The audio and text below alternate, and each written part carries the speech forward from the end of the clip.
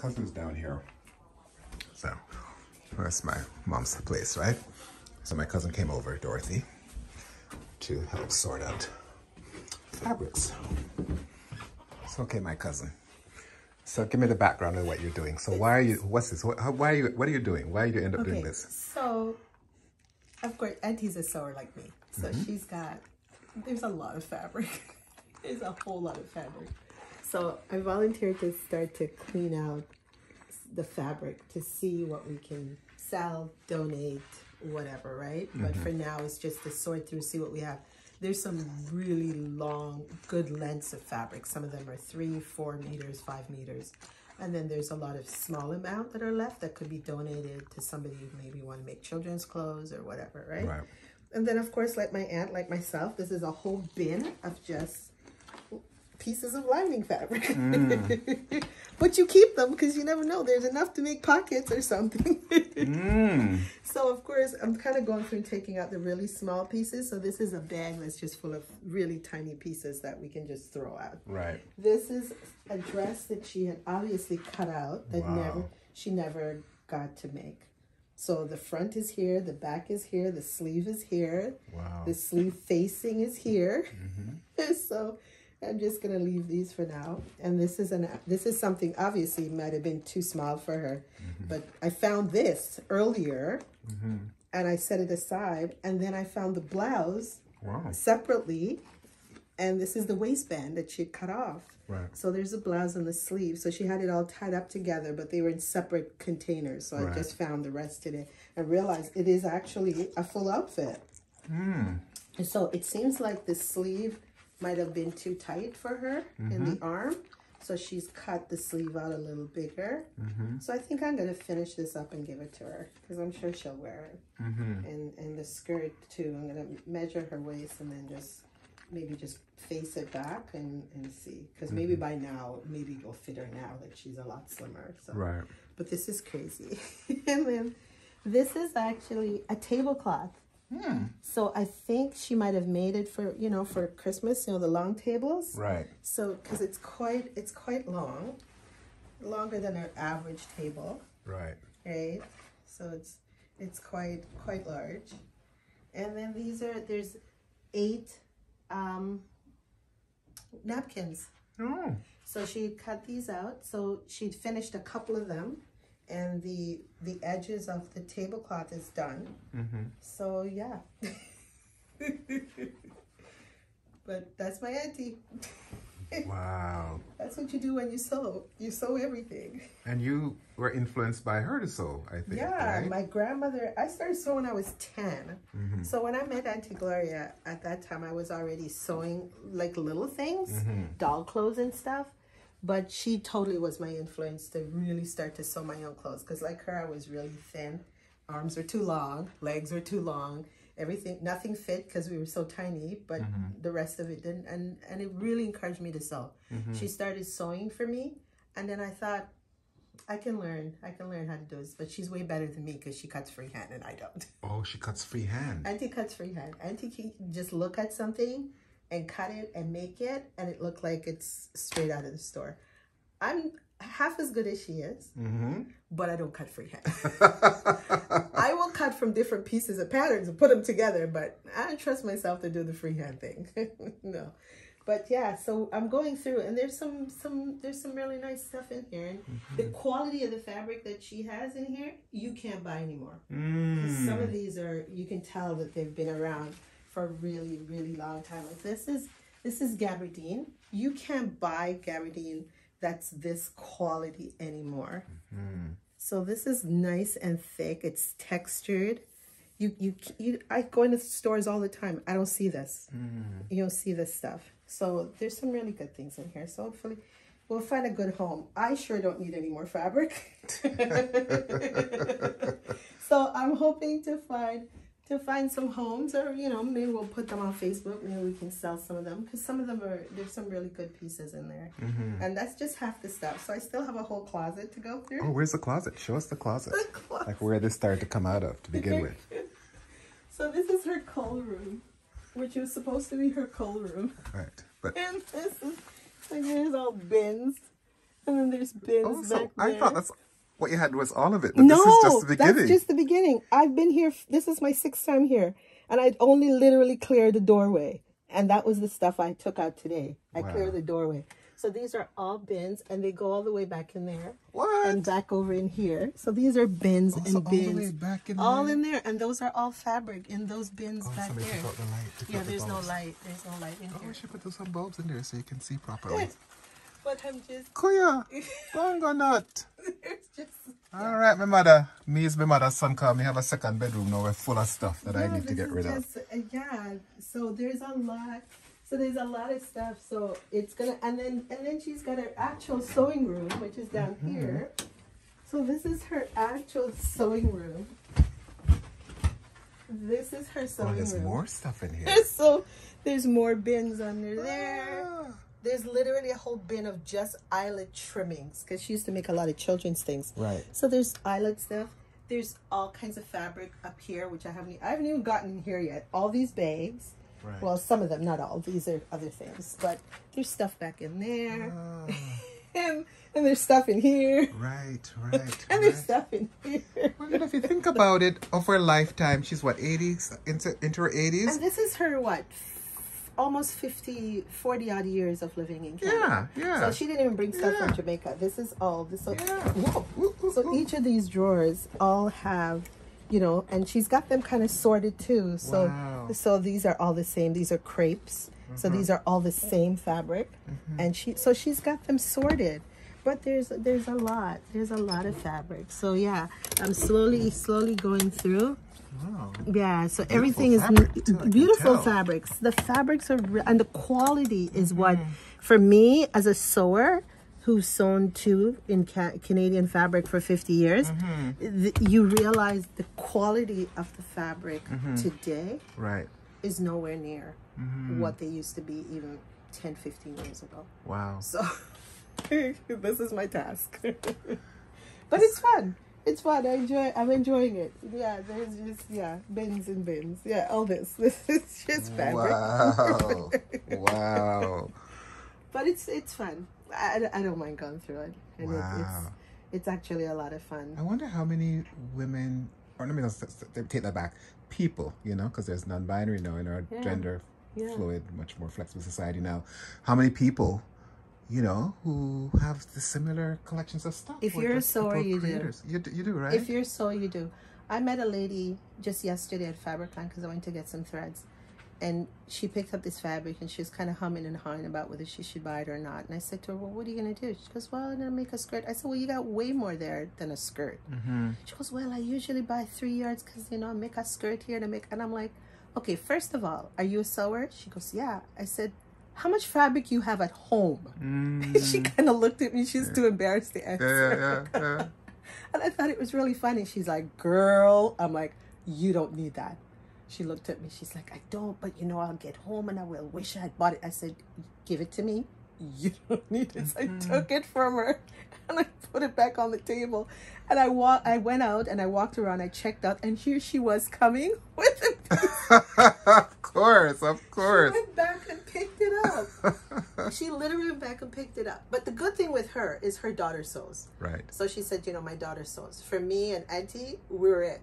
So Auntie's, now an elder, and I'm it.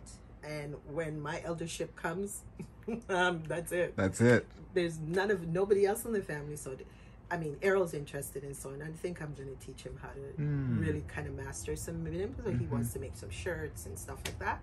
Because now things are unstructured, so it's not a big deal, right? Yeah. So he really wants to learn.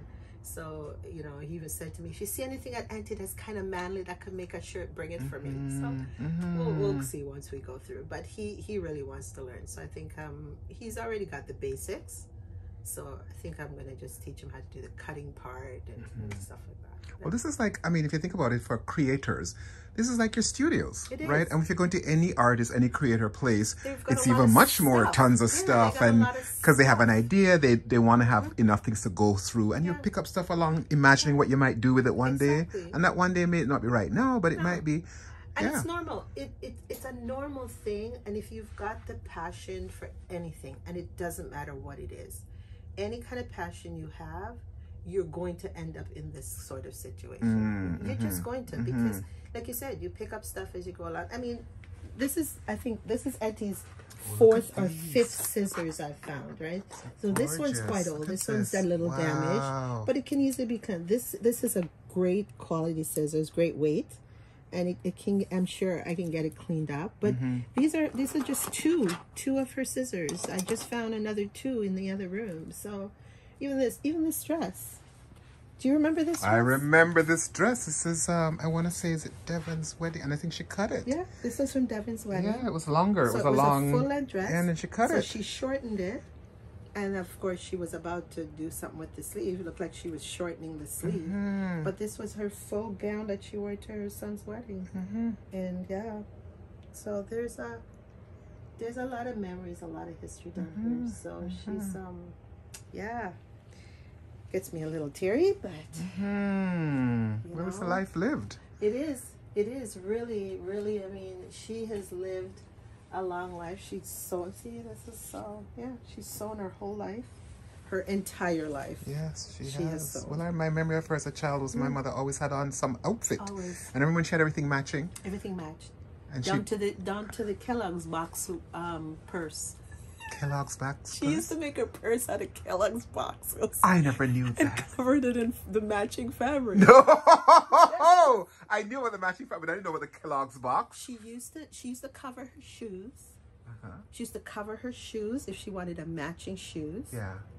She didn't do that much too often, but Auntie had a purse that went with every outfit. Yes, I remember that. And it was always matching. It was Kellogg's box or Oats box, depending on the size. And then she would cover it with the matching fabric. Was that a thing that people did? It was a thing that not everybody did. Yeah. Some people would do it. Right. But I think it wasn't an easy thing to do. But I think Auntie had the knack because she had done it so much. It just seemed like second nature. You made a dress, you made her a suit, you made a purse. You know, save the Kellogg box. Don't throw out the Kellogg's box. Don't throw out the Oats box. And I'd be like, Auntie, what are you going to do with it? And then I'd see the purse. I was like... It looks great on the outside. It was just enough to hold, back in the day, a handkerchief, right? Right. Because really, they didn't carry anything back then. Yeah. It was just a handkerchief. But it looked nice. Well, it's kind of like now, you know, you see all the fashion, like this, the mini little things that both men and women, whatever gender carries now. Yeah, they hold and you kind of think, I was looking and think, what are you going to do with that? You can't do that. They don't even hold a cell phone. They don't even hold a cell phone. Yeah. I bought a purse to go to a wedding, and it was a little gray clutch. It literally was as big as my hand. And when I bought it, I thought, it's big enough for my lipstick and my cell phone. Damn cell phone didn't fit. Just your credit cards, especially your, like a little wallet or something. Too short. I literally had to take, my card, my lipstick, and I still had to hold my phone in my hand because the purse was too small. But yeah, Auntie used to make her purses, man, out of cornflakes boxes. But what do you remember as in your memory of the thing she made that to you was the most wow? You know, I remember, and the one thing that really totally sticks out in my mind is I remember her making me, and she made it for me and Jackie and Deanne. It was like a green voile, sort of very thin cotton dress, but it was embroidered. And it was probably one of the first things she made me. And every time I think about her, I think about that. I think about that, and I think about the christening dress she made for my daughter. Those two things so stand out because it just showed the level of detail and skill, right? Because that first green dress she made was full, and it had a crinoline underneath and had a slip underneath because the fabric was so thin. And then it had a really big puff sleeve, but then she took the embroidery that she used at the bottom of the dress and she turned it the other way, and then it was embroidered just across the neckline, right? And then she used it to do the sleeve, so you get the pattern across the sleeve, and everything matched. Everything matched. So the sleeve was up to here, but the embroidery, everything matched across the top. And I'm like, am I ever going to be able to be that perfect? I'm kind of there. I am there. In all fairness, I think she's taught me well that I know how to lay out my fabric and how to cut and things. But I think everything that Auntie made had a level of perfection and just everything. It didn't look handmade. And I think that was the one thing I learned from her and my grandmother, is that when you made something, it was important that it was finished. Everything had to be finished inside and out. And both of them used to always say, you have to be able to wear the garment on the wrong side. So, you know, you kind of, you look at, so this is the dress she made for the wedding, right? Right. Wow. That's the wrong side of the dress. Wow. That's the wrong side of the dress, right? Wow. So everything was, she cut with that special scissors that give you the little scallops. Right. Oh, these are the so serrated this was before she had her real fancy sewing machine. But see, everything was done. And then she serged the bottom. So this was, since she got her fancy sewing machine that did all this fancy serging. But it was, when it was long, everything was clipped. That's the inner side of the dress, right? Everything, same thing with the lining. See the lining? Everything was detailed and clipped, right? So you had to be able to wear the dress. See, this is how she sewed the lining in. Everything was sewn in. So everything was finished. That's the inside. This is the inside of the dress, right? So it was important that when you turn the dress inside out, the inside had to look just as good as the outside. And she did all this beading by hand. She did this. So all this she did. She did all this, right? And so you start to realize that, yeah, here's the sleeves. She did, yeah, this is the top. This is the front of the dress, right? And she did all that beading by hand, all by herself, right? All by herself. And then the sleeve was just a straight plain sleeve, right? But yeah, you had to, everything, see the interfacing, everything was sewn in, everything, see, finished all by hand. Everything was done. So it had to be perfect. Had to be perfect. Where did she learn this? You know, I never asked Auntie who taught her how to sew. I never asked her that. I don't know. But when I met her and she came into my life, she had been sewing for a very, very long time. And she said the reason, too, she started to sew was because she was so thin and nothing fit. And she found it was more difficult to buy it and then having to alter. So it was so much easier just to learn how to make her own, you know. So she done, let me show you something, because this too kind of, and this is as old as you, right?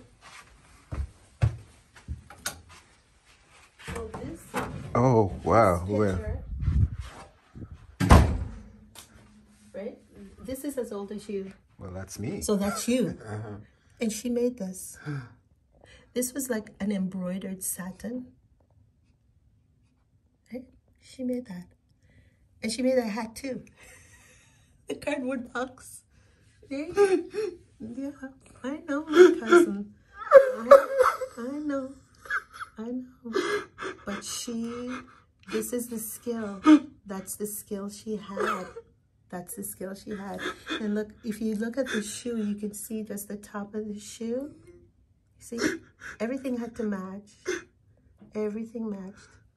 And that was a suit that she said she made. And she probably made that christening gown. And she probably made the christening gown too. I wouldn't have been surprised if she made that christening gown. And she made her hat out of cardboard box. Cardboard box. Oh my God, that is something. I made my first hat out of cardboard really? box too. Yeah. And so why was that the thing? Why couldn't you get the form or? But the thing is, back then they didn't have that stuff. Okay. Like when I was a kid, you couldn't just buy the form. You had to buy the hat. So she decided, and the hat, you couldn't get the color you want because she was all about the color. So you had to get the right color, right? So she just formed it herself, and then you could buy all the trimmings. You could buy the net and whatever you wanted to make it look pretty, but you wouldn't be able to just walk into a store and say, well, I want that color hat.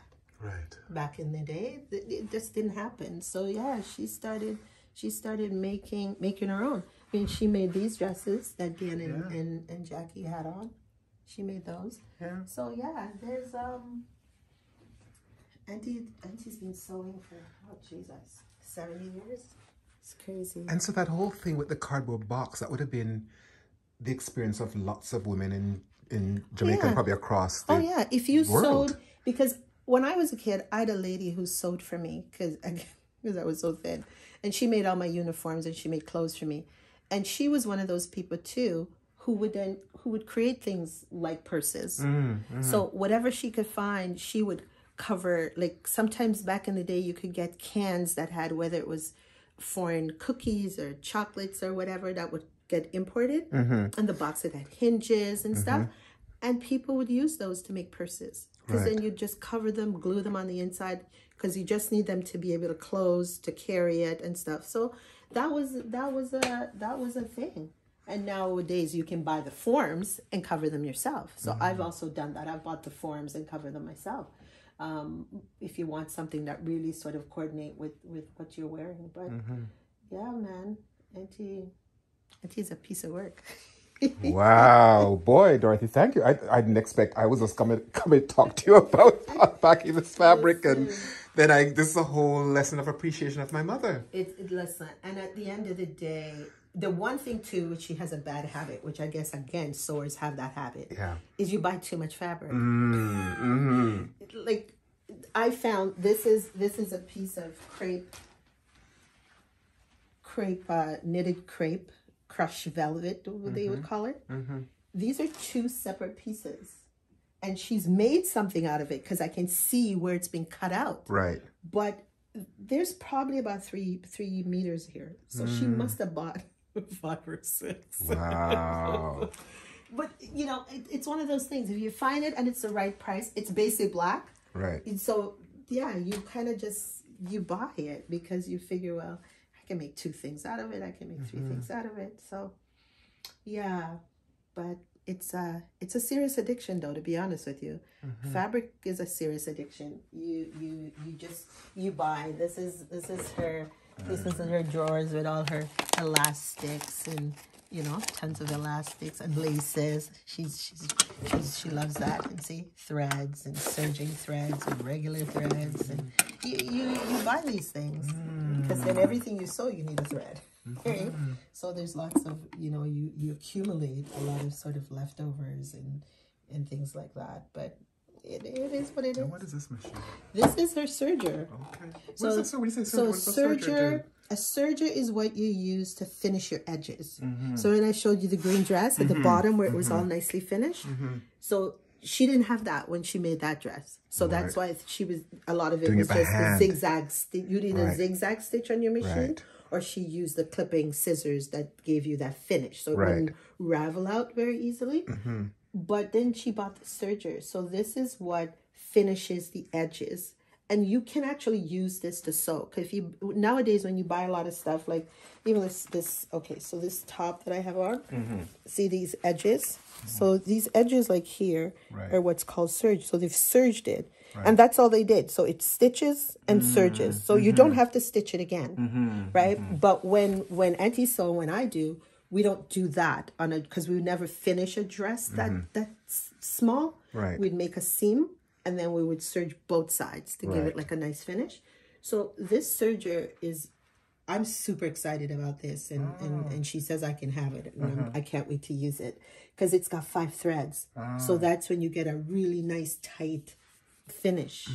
I have one, but mine's only a 3 thread. So my when I serge, my stitches aren't too tight. They're kind of wide, but this gives you a nice tight finish, you know, like on that dress. So it's 5 threads. This is pretty awesome. Wow. This is pretty awesome. Wow. Yeah. So she was using this. And you know, the funny thing is she made me laugh because this is her pin, her pin cushion. So these are like used machine needles that she's used. So that way she knows that they're used, so she doesn't mix them up with all her other stuff. But you know, the interesting thing with this serger, the sewing machine. And this is a sewing machine. This is her sewing machine. she hasn't used this much. So this is one of her... What makes this a particular kind of machine? Well, I think next level, this is one of the next level machines, I think. And because this machine is probably she bought this just a little before Uncle died. So like 16, 17 years ago. So she really hasn't used it a lot. But you see all these stitches. You can get all these stitches. So for instance, if she didn't have this serger, she could still finish her edges through these zigzags and fancy, and then these give you some sort of embroidered stitches. So if she's making like a children's garment, then she has some little fancy embroidery that she can use. So this does all of that, and these are your zigzag for your finishing and stuff like that, right? So I've never used this. I'm going to have to read up to see how it works, but thank God I'm gonna inherit these, and I'm excited. But I'm gonna see, I have to make sure I know how to work this, because I'm gonna mash up her sewing machine. But the interesting thing about this surgeon, I had to laugh, because when I said to her when I came here a few months ago, I said, you know, Auntie, can I have your serger? And she said, yes, man, because me can't use it no more. Me don't know how to do all of that. And so we had a good laugh. But the interesting thing is, she said to me, I don't even know if it works. I think it needs servicing. And I said, that's okay, Auntie. And she said, you know, there's a man, and he's just down the street from the big mall. You know the big mall? So I thought, Scarborough Town Center? She said, yes. She said, that street where the big mall is, at the bottom of the street, there's a man that your uncle used to take the surgery to the fix. And I teared up. I teared up because even in her state where her mind is going, she still remembers so much. Because she's right. This is right at the end of progress. There's a guy that fixes sewing machines. And I found it because I had a sewing machine I had to take. I took it there, and I've taken my stuff there to fix, but I didn't know that's where Uncle used to take this stuff. And when she said it, I thought to myself, oh my God, she's talking about the same place. But in her thought, she remembered. But in the next moment, when I asked her about the surgeon, she's like, what? And it was gone. But she totally remembered. And she also remembered that it's been a long time that she hasn't used it, and she thinks it needs to be serviced, and she could tell me exactly where to take it. And I thought, and we, you know, kind of came full circle moment today, because today when I saw her and I stood on the steps and I didn't say anything because I wanted to see if she knew who I was. Right.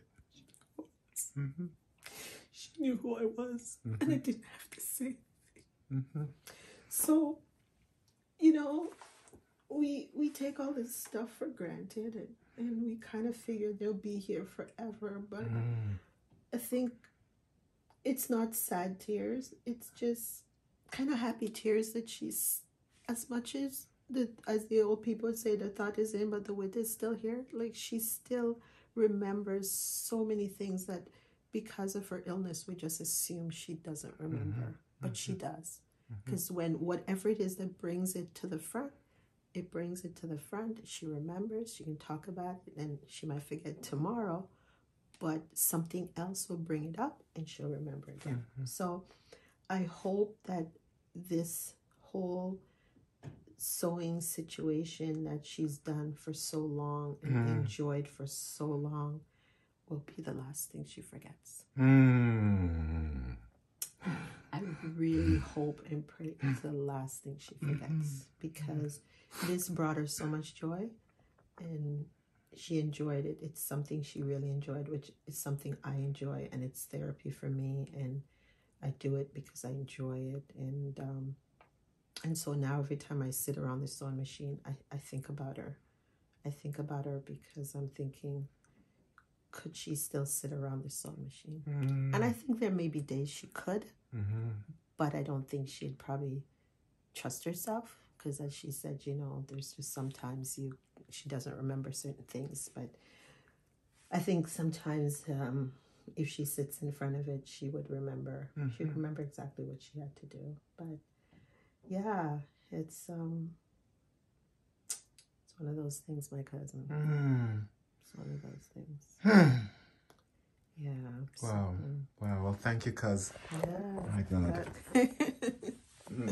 Oh, I know. I knew this would become this moment. I didn't expect this. I was just gonna, she's gonna tell me about. We were just laughing about her fabric. Yeah, right? that was it. And then it became this history lesson, pretty much. But it is. It's the story of my mother's skill, excellence, commitment, passion, and also just fabulousness, because she always was turned out. Even to this day, Courtney McFarlane, my good friend, calls my mother the print queen because she rarely wears plain. No, she never wears plain. Always print of some kind. And I didn't notice it until Courtney pointed it out. Bright colors. Yeah. And but even look at the dress she's wearing today. Yeah, that's exactly. And, you know. It's perfect. And I remember as a kid, remember hobble skirts? God, yes. And she used to be the queen of the hobble. Oh, I have this strong memory of my mother walking down Balcombe Drive home from when she used to work at the dry cleaner. Yeah. And my mother had the skirt, you remember the hobble was tight.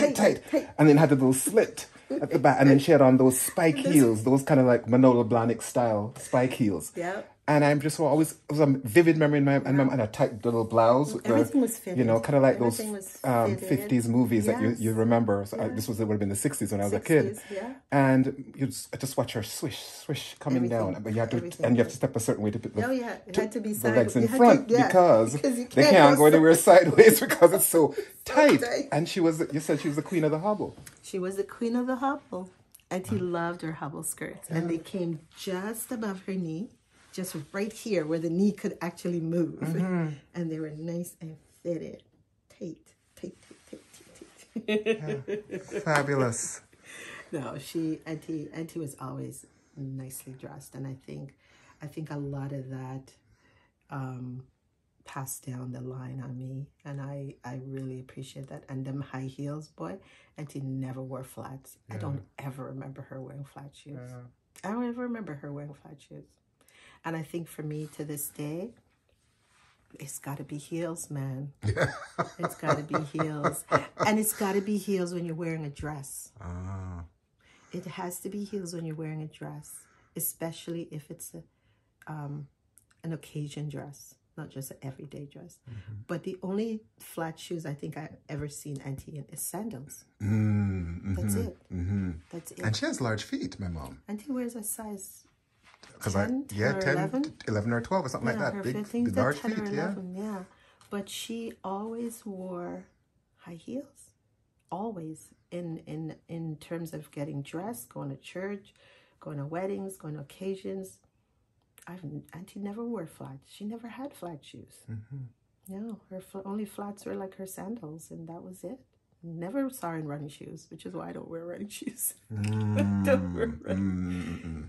We never wore running shoes. It was not a thing. And even as she got older and as I get older, I mean, I have the occasional one because when I go to the gym, and sometimes if I go to the grocery, I'll put them on, but it's only if I'm wearing jeans, but I never wear running shoes with a skirt it's just not how I was raised. And it was just not the example that was set for me. And Auntie, yes, man, Auntie would sew. She'd going out tomorrow and she'd make something tonight and it was ready for tomorrow. And I do the same thing, kind of crazy, but wonderful. Thank you, cousin. Let me go make your food. All right. So I'm almost at the end of the next bin. All right. This is a few visits as we can see. Yeah, this is my 6th visit. You see all this? What? Everything. She's made something out of something, and something is left. Right. But there's some good lengths left still. Lovely. Yeah.